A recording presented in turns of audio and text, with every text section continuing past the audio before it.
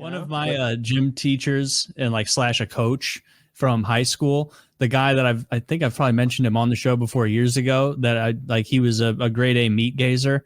He would like watch us. We're like 14 through 18 or whatever, and we're like showering because like even in gym, like I know some people are like, oh, really get a ladder going, like, boys. Let me show you. Come here. Like, some people's gym, like I talk to some people at other schools, and I'd be like, yeah, you guys showered after gym, right? And they're like, what do you mean? We just kind of like stood around and we didn't even get sweaty. That's not what our gym was. Like everybody was having a good time, like playing whatever game it was competitively, because it was just all guys gym. We didn't have co-ed gym, obviously. What? Yeah, like gym was obviously. I thought that was more normal than not, but yeah, we didn't have had segregated gym. Do you have segregated gym, Woody? Mm-mm. Oh, no. Well, maybe this is my boy John Scott popped this fucking ninth grader's nose. Oh shit! Oh, it bled. Volleyball. I took gym 12th grade last semester, so we were dominating. I was 6'1". He was 6'4". I'm fucking setting him up so high, and he would drill from the. He was the pole vaulting champion. Yeah. See, you guys. No wonder you didn't like have that much fun in gym, because like there were girls that we had segregated. What I'm saying is we dominated. That was a girl. We dominated the girl. That was we a didn't girl. Have that. Yeah, girls so are the girls worst on defense in volleyball. If a girl doesn't want to play volleyball, let her not play. You just stand in the very corner. She was voluntarily there. Dude, yeah, I know. It's just life advice. They would pull a tarp down, and you know how they like split big gymnasiums sometimes with that big tarp. They had a big tarp they'd pull down, and like if you couldn't go outside or it was rainy or some shit, and the girls' gym and the boys' gym would be on opposite sides, and sometimes it would be the same game, and we could like hear how intense our kickball was. And then like if you ever had to go grab the ball from their side, it's like this is just like 7 groups of girls just standing around talking, like not a drop of sweat anywhere on their side of the gymnasium. But anyway, everyone would be sweaty after gym because we had a good time, got very competitive with stuff. And then you'd have to shower because gym was often earlier in the day. Can't go around the rest of the day stinky around the girl. That would, okay, maybe your school was pretty cool. It was like Starship Troopers. Like Starship Troopers, a bunch of 14 to 18 year olds high school all showering. Directed by Paul Verhoeven. Yeah, but this guy would stand there and he would stare at you as you were getting out of the shower. And he would all his apologists, like who played on teams he coached or something, would say stuff like, he's just making sure nothing gets too rowdy or crazy. Meanwhile, you know what the cigarette smoking guy did when he would oversee it? He would sit in his office, and then if he had to come out for some reason because people were lollygagging and were going to be late, he would come out like eyes like either way up at the sky or way down at the ground, and he'd be like, boys, 10 minutes. You got 10 minutes till class starts. I can't have you guys all being late again. Let's get it together. And then he'd right back in his office. He had no desire. He had no desire whatsoever to sit there and look at naked boys. Yeah, it was not in his heart. He just wanted you to get to class, so he didn't get berated. He was resisting into the desire. This was a good. Shout out that coach. I like this coach. Non-descended testicles and hernias. Yes. We had that in my school. I don't think they do that anymore. Dude, he walked around like he was trying to. He walked around like he was trying to like avoid like gore in a slaughterhouse, like even seeing anything. Like he didn't want to. This other guy though would lean up against the wall, exactly where the towels were hung up, and then he would watch as you got out and dried off, and then he'd stand there and watch everyone. And sometimes he'd even poke his head around into the shower, and like he was a meat gazer. And I remember even at the time, me and my buddies, almost all of us, being like, this is weird. Why is coach always watching us shower and like all this? It's just bizarre. We're 16 or whatever. That. No, he didn't. And then some people would be like, later on became a Subway spokesman. He later on he gained a lot of weight and then he lost it. Coach Vogel is a weirdo. He eventually got in trouble and lost his job for like suspicions of impropriety of that nature. And even now, me and like all my friend group of guys from high school I'm still buddies with, will like, there's one in our group who's like Kyle with Michael Jackson, where this one guy will be like, nothing was ever proven, not one bit of it, not one iota of proof. You guys are just haters. And all the rest of us are like, dude, he watched us shower for years, unnecessary. Like, compliment your pube, bro. Just compliment. Taylor, you've always been top of the class on pubes. You're doing so great. Well. You're becoming quite a man. No, he would use like sanitized language. That would make it. That makes it much. Taylor, you're developing into such a Coach, fine, please young leave man. the shower. It's just us in here. Yeah, that dude. He put his hand softly on your chest. Hold on, big man. Hold on, big You're man. not too big of a boy to have a little back and forth with your coach. I checked your schedule. You got study hall now, champ. Nothing to rush off to. Nowhere to go at all. Nowhere to go at all. Where's your clothes? Did you misplace those pesky clothes again? You realize the towel rack, your towel's missing. Yeah, dude. To this day, if I'm out, drinking or hanging out with buddies, and this topic comes up, the same one guy, one of my close friends, will always be like, "Nothing was, you guys are just hating on him for no reason," and all the rest of us are like, "That guy was a creep, dude." Do you remember how the cigarette smoking coach behaved? Yeah. None of that. Do you remember how a substitute PE coach would behave? They acted like it was poison to venture out there when we were naked. Hey, Taylor, I'm on the other side. I was the creep. We had a course called Jazzercise as a freshman in high school or sophomore. And it wasn't desirable. Nobody wanted Jazzercise. We all wanted to play the cool things like archery and golf and shuffleboard or whatever. But it's ridiculous. What's that? Just so you know, those are ridiculous electives. They're super cool. Polo. I know they are. Like I'm jelly. Like we had none of these things. But as a freshman, you just run. As a sophomore, you get last choice, and I got Jazzercise. And people hated it because at the end you had to be the leader. That was like the final exam, and you're the guy up there jumping jacks and doing dances and whatever. Mm-hmm. But for 99% of the class, you're just muff gazing the whole goddamn time. There's like, you're on all fours, you're doing that like dog lifting his leg thing. Yeah.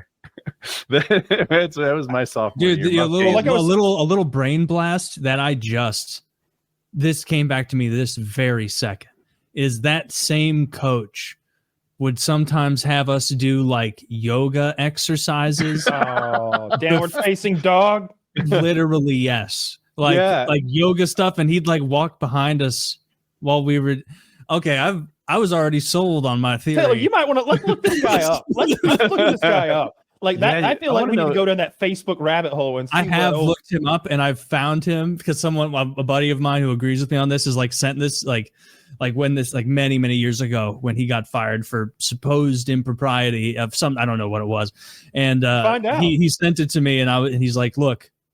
I think we were more on point than we realized joking at the lunch nurse now. I fucking hope not. I hope he's not working at any schools, but that guy was a creepy dude. Was there anything suspicious about his post-school activity? Like, did you find something out? So ice cream now or something? I could see him, making a lateral move into the ice cream biz. That seems like a serial killer, diddler adjacent kind of thing. Those things go hand in hand. Once you diddle, like, what do you do with the kid now?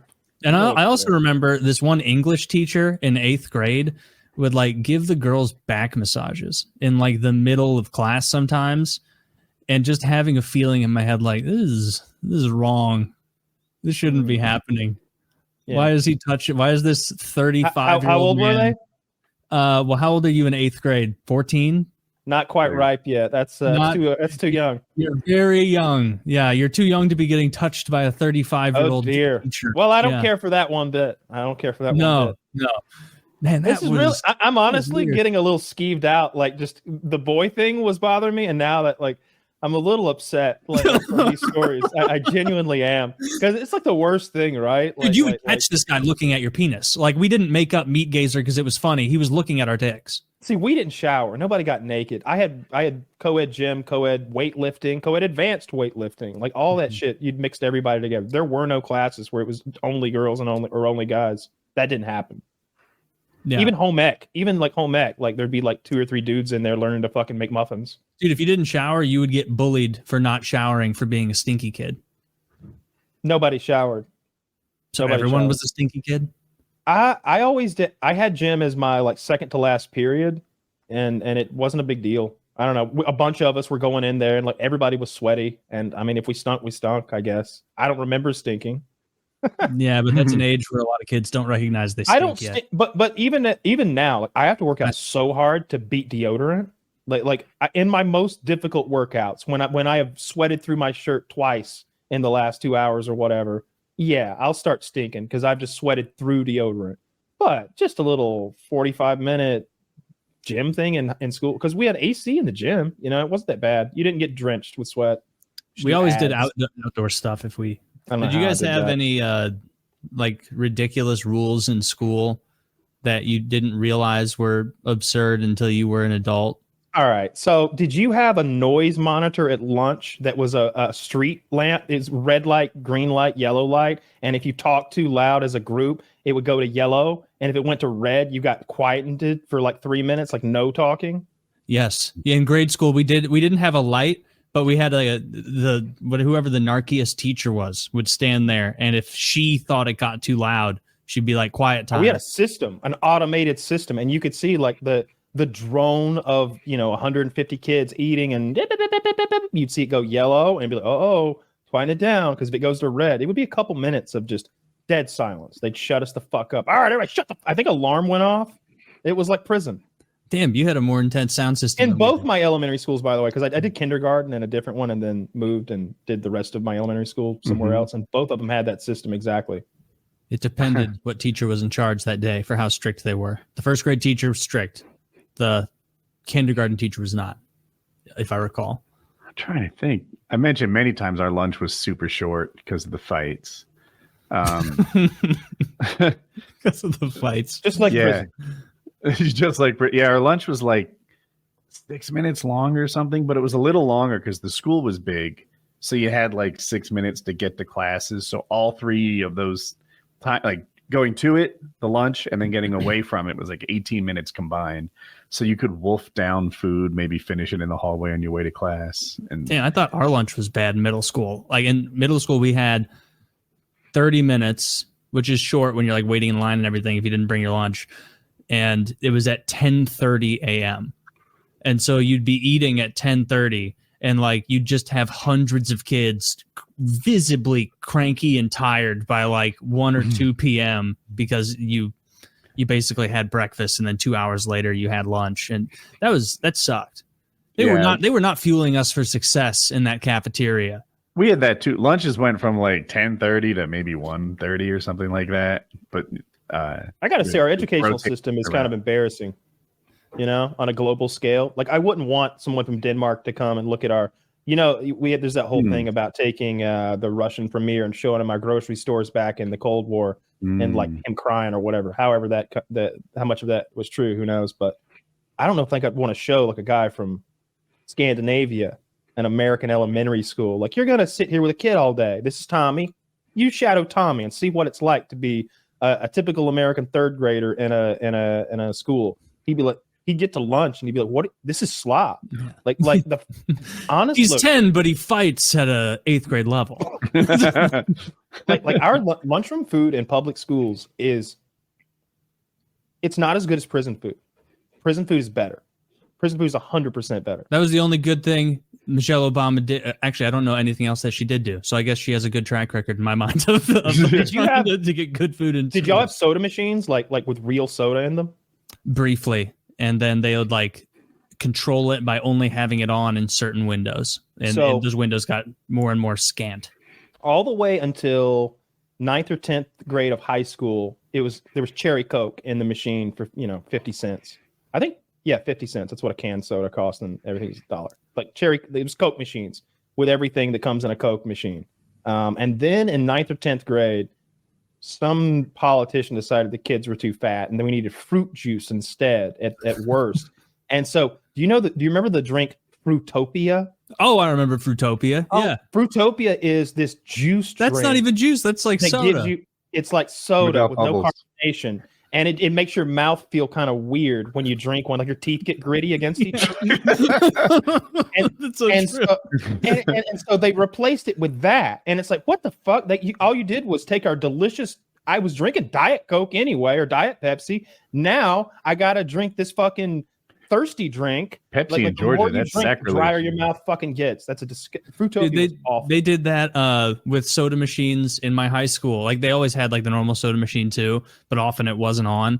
But I remember there being times where I'm like, you know what? I'm feeling a little health conscious today. I'm just going to get a nice 32-ounce blue Gatorade, which has like 3 times as much sugar as and just sodium a Pepsi as well, which you don't need. Michael It's Jordan like- assured me that's an athletic food. Oh yes, yeah, and it was not. It's like, yeah, nice mild sweat in gym, better replenish. Well, I did see. on TV yesterday, I saw Michael Jordan talking about how Mia Hamm was a bitch, Leslie and anything Jordan, that she could do, he could do better. And I want to be more like Michael Jordan, less like Mia Hamm. Obviously, Was it Larry Bird? Did they have that commercial? no, it was Michael Jordan and Mia Hamm running through like a savannah in Africa, and I always hated those commercials Are you because sure? I'm pretty sure. Because Michael Jordan would be like, they'd be saying that like anything you can do, I can do better. Mhm. I can do anything better than you. And I'd be like, Mia, what? You're crazy. Michael Jordan would beat your ass in any athletic. Give Michael 3 weeks with a soccer ball and you're in trouble. Like, because it's Michael Jordan. And this was like 2002 or something, 2000. I don't know. It's Jordan and Barkley and Larry Bird.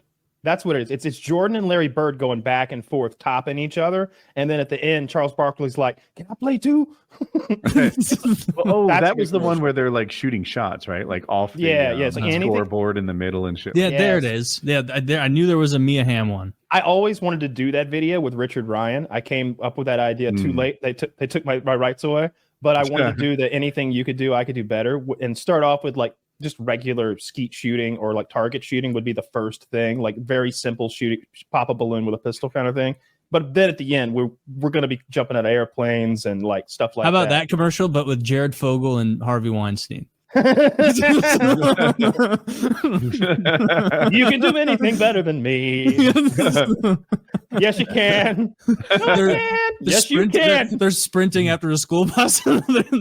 Unless it's over the internet. Everyone should have like a borderline abusive sports coach at some time in their life. So then you can appreciate, good structured discipline. My dad would punch me in the arms sometimes, like especially if we were in the car and he's driving, I'm in the passenger side, and I gave the wrong answer, he might give me a punch in the arm. But it was hard enough to like throw me into the door. I did that to my younger brother once, so hard. I don't remember what I was mad about, but we were yelling at each other, and I was driving home from school, and I just dead armed him as hard as I could as 16-year-old me, and he was like crying. Like I hit him so hard. Immediately he pivoted. I was like, "Don't tell mom and dad about that." Well, I mean, like I'm 16, he's 15, so like we're close. Were your age. coaches good, Taylor? Did you like them? There was it depended on the man? team I was playing. Oh, no, I don't really think I ever got like man advice from coaches, but like there was, and like it's the same way that like you realize sometimes at a young age that you're smarter than your teacher is. Like I remember one, like, cause I played at like my real coach who I like respected for my higher level team. Like when he told me to do something, or cause like that team like had a specific goalie coach. And so I worked with him. And like he was a guy who played in the NHL briefly. And so like when he said, "This is how you hug the post, you were out of position for this, that's why they scored there," I'd be like, "Yep, yeah, 100%. I see what you mean. I'm gonna factor that into my next decision. Be sure I'm hitting both my posts, staying square." And then for my high school team, like it was a guy who had a tenuous grasp of hockey as a whole and no grasp whatsoever of goaltending. And so sometimes he would like tell me to do something in a drill, and I would just not. He'd be like, "Hey, Taylor, you come out here to the hash marks and collect that puck and like just slow it down briefly so your defenseman can pick it up." And I'd be like, "Yeah, you saw that on TV. Like that, there's like me skating out to slow down that already slowing puck is impeding the defenseman from maintaining his speed to go around the back of the net. Like if it were firing in and I wanted to keep it from rebounding off the end boards and like being like bouncy or something for him, then I would stop it. But like I'm not going to meaninglessly like make a move for no reason that takes me out of position that's only going to get in his way."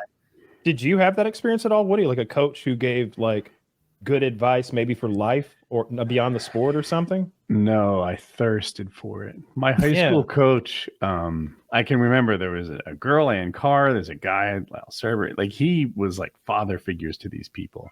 And I could have used a good adult in my life. And he just didn't seem to be on my side. You might consider being on the top relay team like being a starter. And in basketball, football, whatever, the coach picks the starters, and he might use all kinds of different factors in his judgment. But in swimming, it's fair because there's a fucking clock. And if you're one of the fastest guys, then you get on the fastest relay team. That's it. Mm-hmm. There's nothing to it. He tried to talk me out of my spot. It's like, Woody, it'd be nice if Lyle had it. This is last year. He's a senior. I'm like, I'm a senior too. Like, yeah, but why don't you give Lyle your spot? Like, because I'm faster. I've been faster than him all season. And what happens is at the end of the season, you do a race. See who's faster right now, right? Which one of you guys is the man? And I beat him. Like, I beat him in every fucking race. Mm-hmm. And he still tried to talk me into giving out my spot that I earned because I'm faster. And it's just like, you are playing favorites and I am not your favorite. That is very clear. Yeah. And I could have used him like, I wish he liked me. Yeah, that's shitty. That's just bad coaching. Like, are you trying to win or not? Yeah, this was for states, by the way. We got 5th in the state. This is a team that mattered.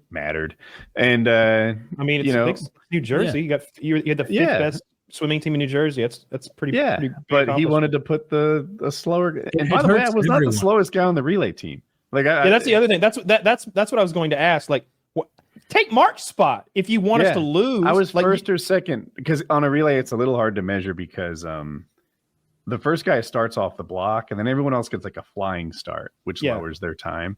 Sure. And the rule is your feet have to be on the block while he touches the wall. So you're like, 2 yards into your swim in midair with just your tippy toes on the block when he's touching the wall. That's the goal. Thing, yeah. So it makes you faster. So it's hard to compare all the times, but I was the fastest or second fastest guy on that relay team. And he wanted to bump me off it to put the 5th fastest guy on there. He's like fucking that kid's mom or something.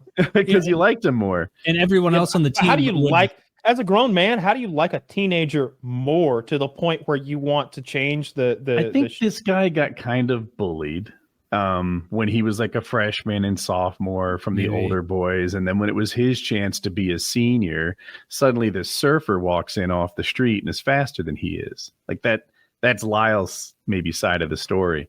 But I'm like, well, I was faster because I trained hard and I was faster.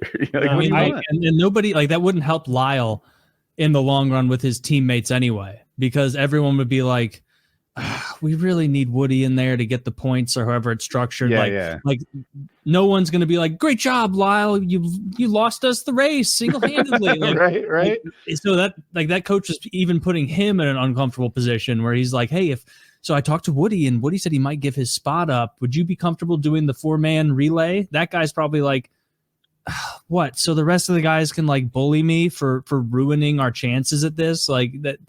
Yeah. That's just a shitty coach. Like you need to do sometimes like if you need a win, you need to put the right person in. I remember on my high school team, I'm not that checked in, didn't care that much, but there was one game in particular that we were playing a team that wasn't very good. And my backup, Jake, like before the game, and I like went in, like I think I'd already played a game like 2 hours earlier for my other team. And so I was like, Jake, you stepping up? You playing tonight, bud? And he was like, honestly, Taylor, I think we need a win here. And I was like, okay, I'll play the whole game then. And it was, and we did get the win, probably largely because of that. But like, had a football coach. Nobody would have been happy with him if he would have let in 3 squeakers and then we lose, 5-4 or something. I had a football coach who had a traumatic brain injury like the year or two before, and no one had quite yet realized that he was retarded. No. He was hit in the head with a baseball bat. He was assaulted. Baseball guy. Oh, assaulted. More of a street fighter. And he was genuinely somewhat retarded. Yeah. This grown man who was coaching our football team. Over his head gambling. Yes. like there was an assistant poker coach in garages. But we were pretty young, so like it was, you don't really notice as a kid, but I remember hearing my parents talk about it. And so the next time we had like a pizza party at his house after the game, the coach's house, and I was like, man, that lady just wiped coach's mouth.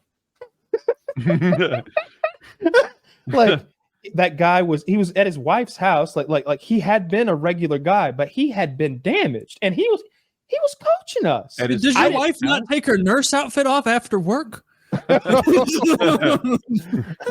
I remember learning nothing about the game of football. I remember at the end of the year realize I was like, so we're supposed to get that's the quarterback. Okay. All right. So we should be trying to get him and anyone he hands the ball to or throws to. That was like last game of the year. We picked that one up. Hmm. That, and so you don't think it helped your development? You could have played in the bigs. I just remember that being the Could have worst been a experience contender. of my childhood, that stupid football team. It was just awful. We travel around and get beat up. I had a great football coach who, like, it was just, I only played in middle school, That's but what this was. like middle school football. And he also somehow got assigned by the school to be a tennis coach. And this guy not only didn't know tennis, but from his body language had an active animosity towards it as a sport. And so he'd take you out there and he wouldn't even go on the tennis courts. He'd be like, all right, everybody, hit it around. And Hit then it around? hit it around. And so we just would kind of structure our own games out there. And he would sit up on the stairs out back of the gym, kind of overlooking us. And this is like late high school age. So like the first iPhones that could actually go online kind of, were out. Wow. And so he would sit up there and look at his phone and smoke cigarettes. Holy And shit. and that was it. If you not one person ever asked him like, hey coach, am I serving this correctly? Because he would just be like, looks fine to me, Brett. Like it's just Yeah. like he could not have we had a cared ton of teachers with that attitude. It was all of the coaches that had to also teach like some part of a curriculum, and they would tell you, and not just the coaches, they also shop, metals, automotive, and technology, those electives. They would tell you, hey, we're supposed to spend 50% of our days in those desks over there with those books. We're Mhm. supposed to take written tests. In reality, what we do is whatever the fuck we want all day, every day in here. You want to weld? Go weld. You want to go sit out? You want to sleep? Sleep. You want to go like chew tobacco out back? Go do it. Knock yourself out. Don't you smoke? I can smell it. Like that was shop. You could do whatever you wanted. It was free hour, and Wish you we got had an A. That's what construction was too, and that's what automotive was too. You just had these classes where, look, if you want to be part of the program, we're building a cattle trailer over here. We're going to, it gets auctioned off, at the end of the month, and the proceeds are going back into this fund that we have. You can be part of that. You can learn to weld. I'll teach you, or fuck off and don't bother anybody. Some kid would go huff gasoline in the shop room. That's what he did. Yeah, but that's something. Oh, the stupid school rule. The reason I brought it up, I remember in grade school, we had a perfectly good soccer field back behind the school. There was a big blacktop parking lot between the school and this soccer field, and it was a slope downward, like a pretty steep slope parking lot, blacktop. And we played football every single day. So we're like 7-8-year-olds playing football, all the boys in class. And if we even like attempted to step to play football on the soccer field on the soft, safe grass, like they would whistle us and pull us off of it. And they'd be like, you cannot play football on the grass, play on the blacktop. And so we'd have to, and so there was like a real thing where it'd be like we'd have to switch sides every time, you had the ball and stuff like that.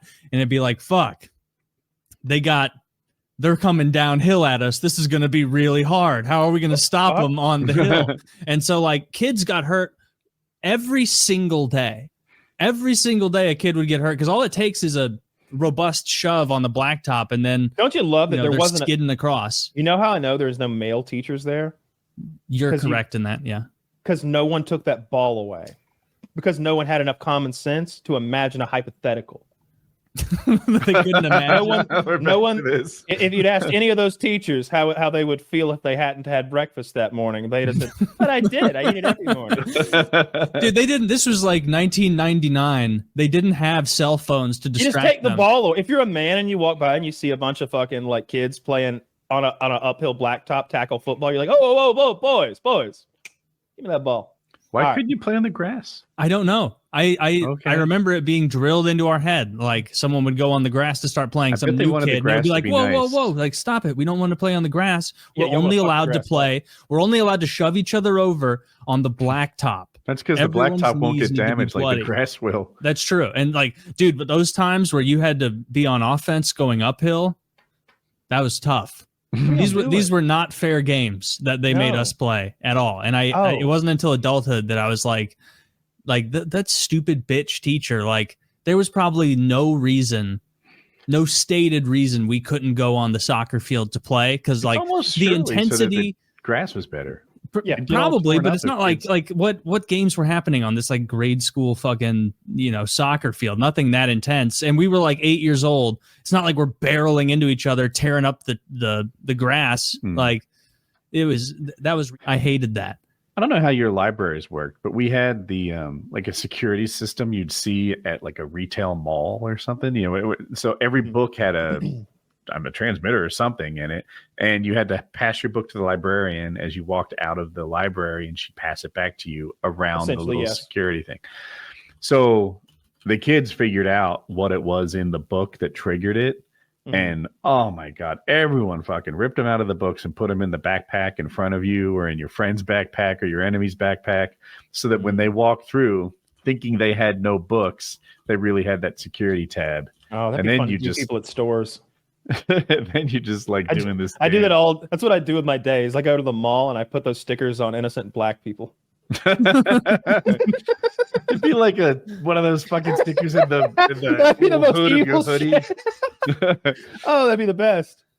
Oh, I remember my we grade had the school same library had like one section that all the boys were always like trying to get to desperately, and it was just like big picture books that showed like guns or swords or shields or like tanks or warfare stuff throughout the ages. And I've talked to other people who went to different grade schools, and they said that they had those books as well. Did you have those?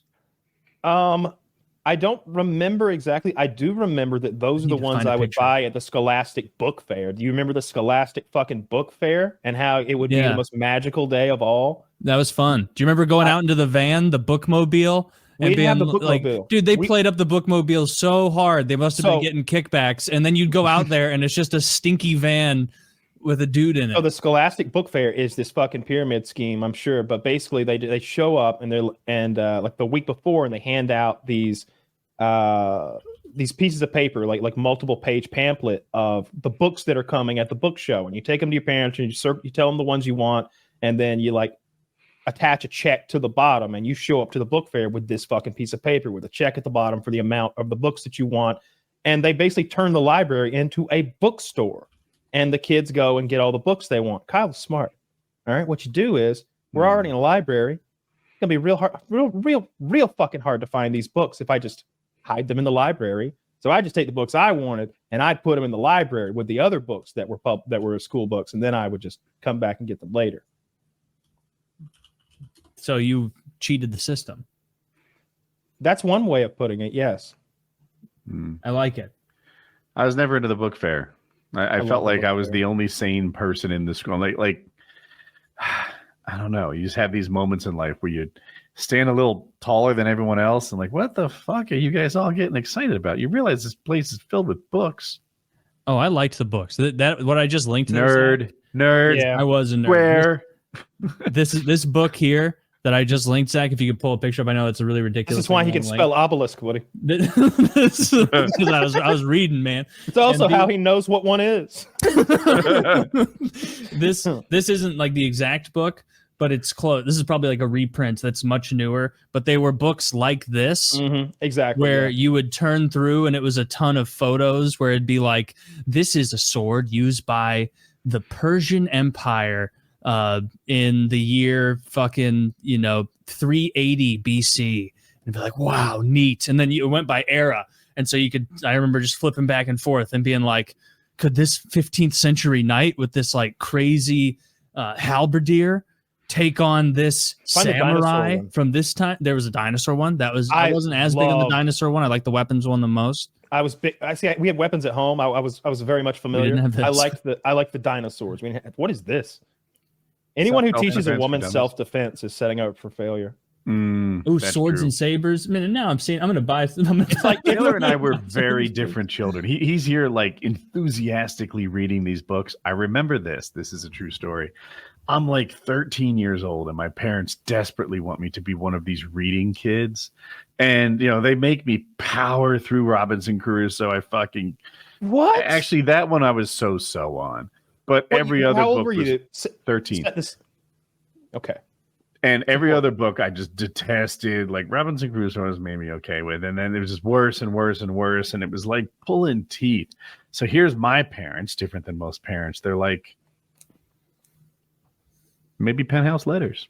Oh maybe he'd willingly devour Penthouse Letters. And they never bought it for me, but I would have. I liked adventure books. Mom, I don't want to read about this guy getting head. Oh, I definitely did. It didn't work. It didn't make you a rapid reader. It didn't make you hungry for knowledge. It just made you. I did read Penthouse Letters. I just had to find it on my own.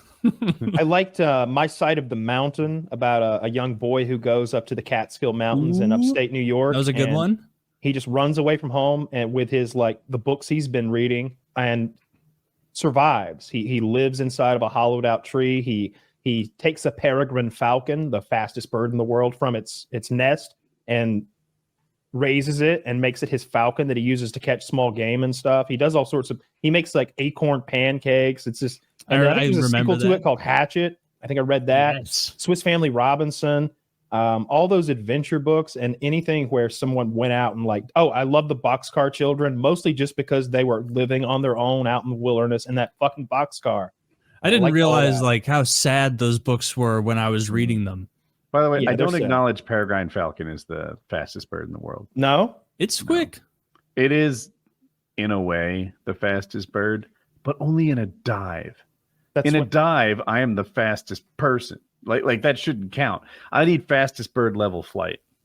I think it's the out fastest. of all, but see, the dive is the important thing. Peregrine falcons aren't getting somewhere. They don't migrate. They're there to kill. So that's like their attack. I don't know what if you Google fastest bird, it says the peregrine falcon. If you Google fastest bird level flight, it says the white-throated needletail. Yeah, now we got fucking 4 words in there. I'm gonna hang on to what I said as it definitely didn't mean to say you were wrong, only that I don't acknowledge falling with style as flight.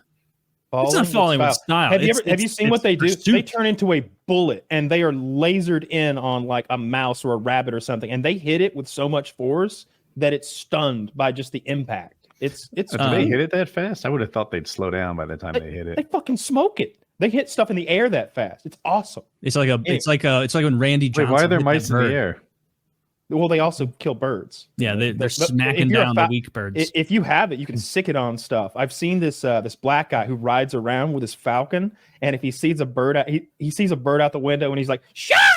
And the bird it goes out there and takes out a dove and brings it back to him. And I was like, "Holy fucking shit, that was cool!" Like I kind of want to be a falconer now that you mentioned it. Thank you for the dove, my fine falcon. This will sustain me for the next. You should be a falcon guy. There's a pro tip out there for you soon-to-be parents or new parents with a pacifier, right? You give the kid a pacifier, shuts them the fuck up for 2 years or so, and then they get to an age at like 2.5, where you're like, you look ridiculous. You're an embarrassment to my family. You're still using a pacifier. But they love their pacifier, right? Hey, don't judge me. So this is how we did it. The first thing we did is we took scissors and we snipped off like 1/8 of an inch to the end, right? Now it has you circumcised the binky? So the tip of it's no longer sealed. It doesn't suck the same way. It's like, it's not as cool. And they're like, not as good. Yeah. But they didn't give it up. So then we cut like another 1/8 of an inch off, another 1/4 of an inch off. And they're just like, yeah, that's your last one, and you're wearing it out, huh? It seems like at night it shortens by a 1/4 inch until eventually the thing barely has any value, and they're just like, fuck it. I wore out my pacifier. We just took it away from them. But there's a fight there. We got our kid to not want it anymore. It's genius. Stick with me. You know who wins the fight every time? This guy. I'm not scared of a fight if I know I'm going to win. I would just, you know what I mean? But I would take, we took it from him. we had different, like, also, like, people have different ideas of potty training and diapers and all that stuff. My theory was always they're eventually going to get tired of shitting in their pants. Eventually, even if it's the first day of school and they're the only person who's like, am I the only person that shits in my pants still? That's the last day they'll do that. So I never stressed about that shit either. Like, I think all that stuff works itself out. You know what I mean? Like reading. I mean, he'll eventually learn how to do it. Yeah, eventually. He's going to speak the English. You know what I mean? So maybe he's a couple of years behind. Hey, look at me. I learned from the cereal box. I was in fucking retard reading class in kindergarten. Were you? Because and it's so funny because like by second grade I loved reading and I figured it out, but they had like these little picture book things. I've told this either on my channel or on the show years ago. And you know how it would be like Jack rides a bike. The bike is red. The red bike goes fast, that kind of shit. I just remembered all the stories and would memorize the stories instead of learning how to read. And then one day when the teacher brought out, Susie's purple picnic basket or whatever, instead of Jack's red bike, I just second nature thinking about playing with Connects or whatever in the corner again, started saying the wrong book. She caught me, realized I hadn't learned how to read at all, sent me to the retard class. It was me and two other people. And I realized immediately at the age of 5, I was like, I do not belong here.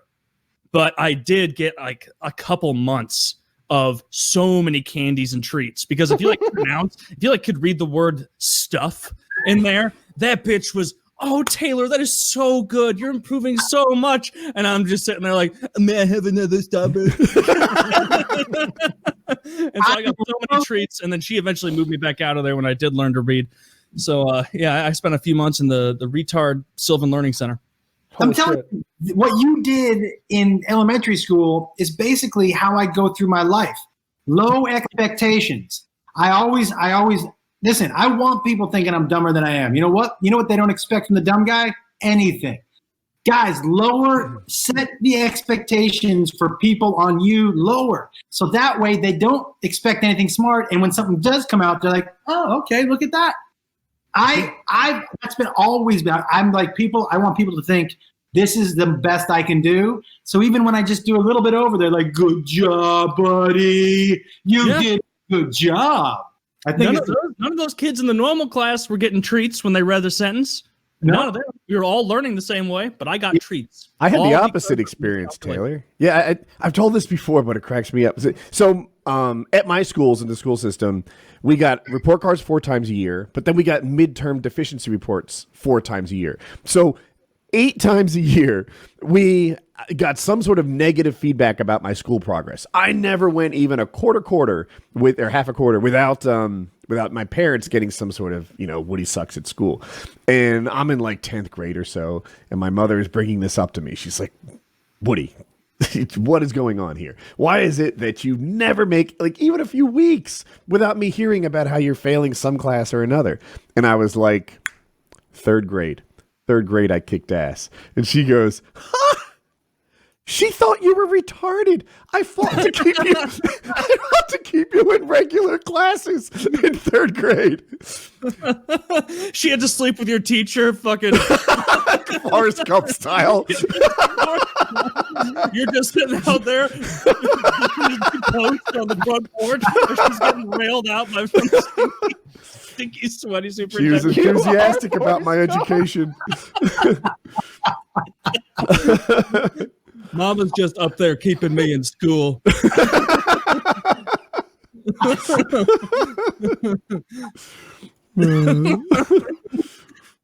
Holy shit. You've told that before, but it hit me it's just as hard. I've forgotten it. Yeah. I have forgotten that. She thought you were retarded. What a horrible thing to say to your child. No, she won the argument. Yeah, that's the goal. Right quick on You were that. 15. Yeah, about that. I never even had bad grades for the most part, like throughout school. It was just like all my progress reports and teachers' meetings were like, yeah, he participates a lot in class, but it's mostly joking around and talking to other classmates. This kid does not shut up. And that was the only thing I would ever really get in trouble for. So I imagine that's how you were, Josh. Yes, no? Yeah, I never. You know what? I was fun to have in class, but I didn't retain shit. Like I could sit in an entire class and walk out and be like, "What was that about?" I have no idea. And I like to have fun in class. I was a little bit of a pain in the ass to my teachers, but that's because the only thing I was good at was being a wise ass. When they started the learning, that was not my strong point. You know, I could sit there in class in something that you were so out of your depth that you just like laughed at yourself. Like, yeah, art history. Art history was the one that got you. How? Listen, man, when they were like, this is the thing, because for me, what I'm not good at is like if you go, I'm going to give you a list of 10 names. You got to remember those 10 names. I smoke too much weed for that, and I always have. So if you're asking me to remember, so like art history is all about memorizing names and dates and all that stuff for the tests, and I couldn't do it, man. It was supposed to be the cakewalk, but any class where I could bullshit. So if you were going to have me write an essay, I'm in. If you were going to be like, give an oral, yeah, I got that. But anything where it's no facts, that was not it. And art history was all facts, man. I just needed to know who and when, and I could never remember that shit ever. I was good. And it seems boring. You know, I'm sure it's not that boring, but like if it's interesting, like I can name all of the fucking Lord of the Rings stats, and that's the same thing as history. It's just that the Lord of the Rings stuff doesn't actually help me. Right? Are there stats in Lord of the Rings? Yeah. All the you know, not really the stats, the lore, I guess. Better way to say it. Yeah.